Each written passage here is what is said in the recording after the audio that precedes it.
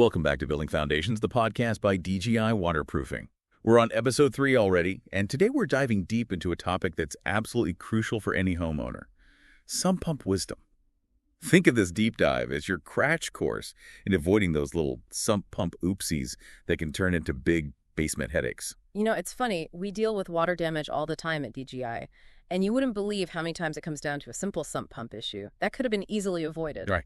And that's exactly why we're here. We want to arm you with the knowledge you need to keep your basement dry and your mind at ease. And trust me, even if you think you know all there is to know about sump pumps, we've got some surprises in store for you.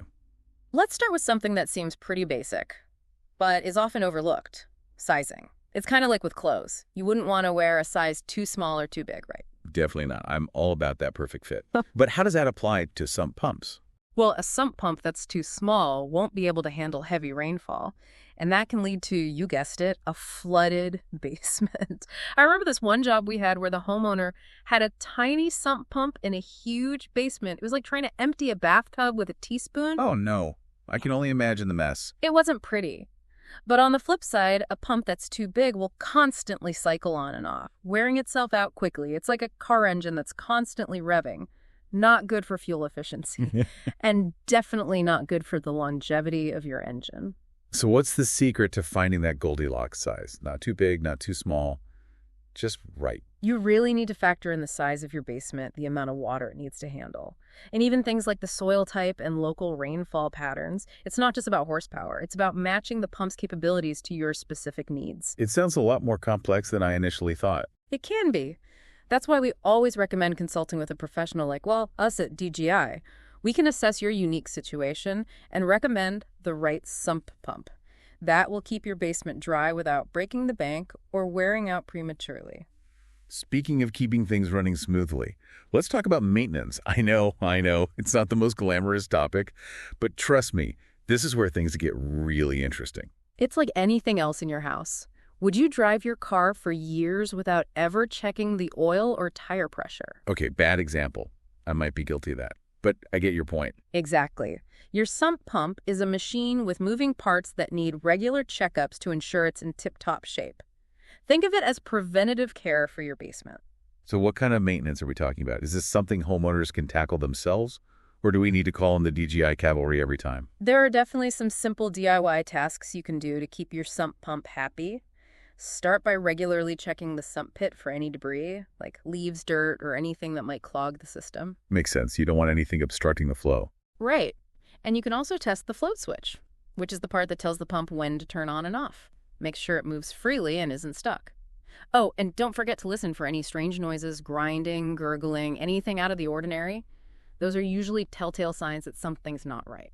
Okay, so regular checks, basic cleaning, and keeping an ear out for any suspicious sounds. But what about the heavier stuff? When do we know it's time to call in the professionals at DGI? A professional inspection at least once a year is a must, especially before the rainy season kicks in. We can check all the components, make sure everything is functioning properly, and catch any potential problems early on.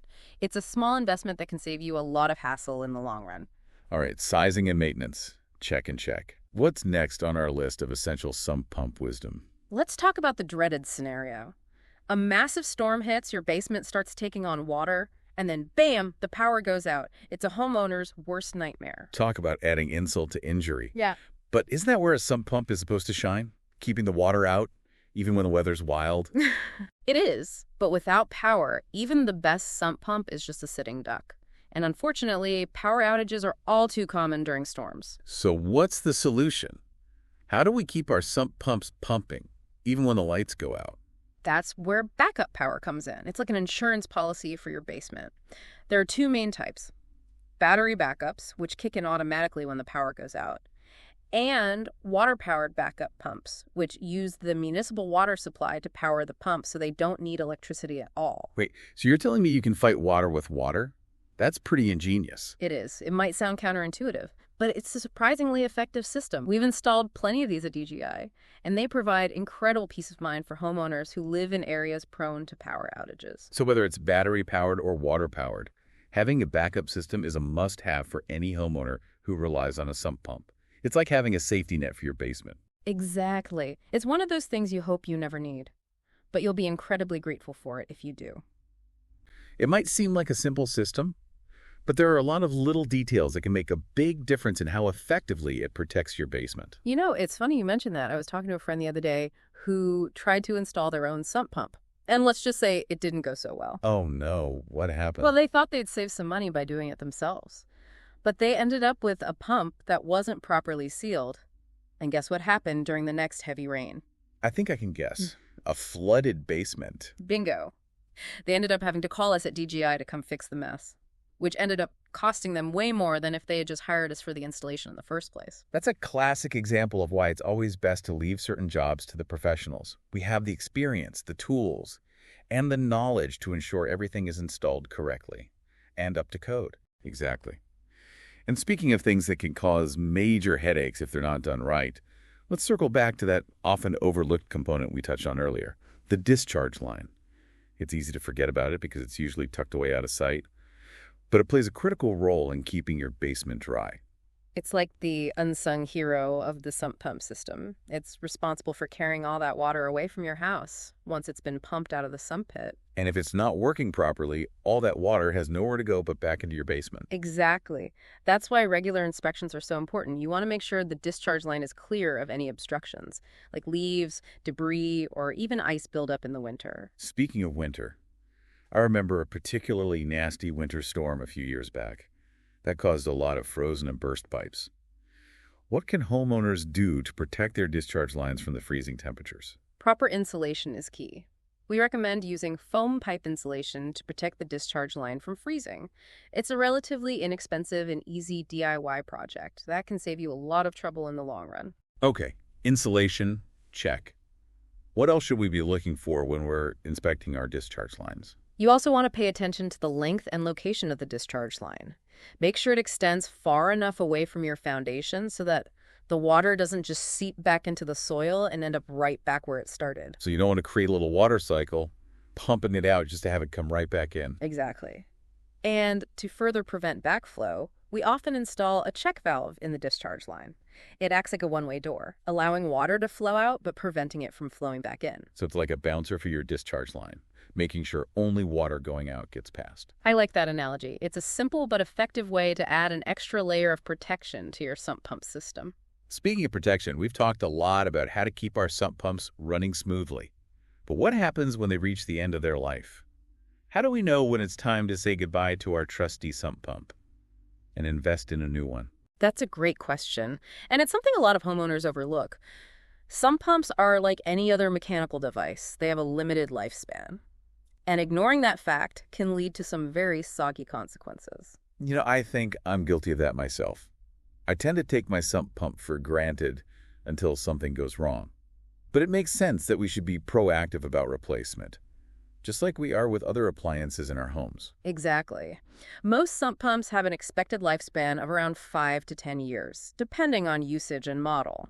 If your sump pump is nearing the end of its expected lifespan, it's a good idea to start thinking about replacing it before it gives you any trouble. So it's kind of like a car. You wouldn't wait until your engine completely seizes up before getting a new one, right? Right. It's much better to be proactive and replace it before it fails, especially because sump pump failures tend to happen at the worst possible times, like during a major storm. So how do we know when it's time?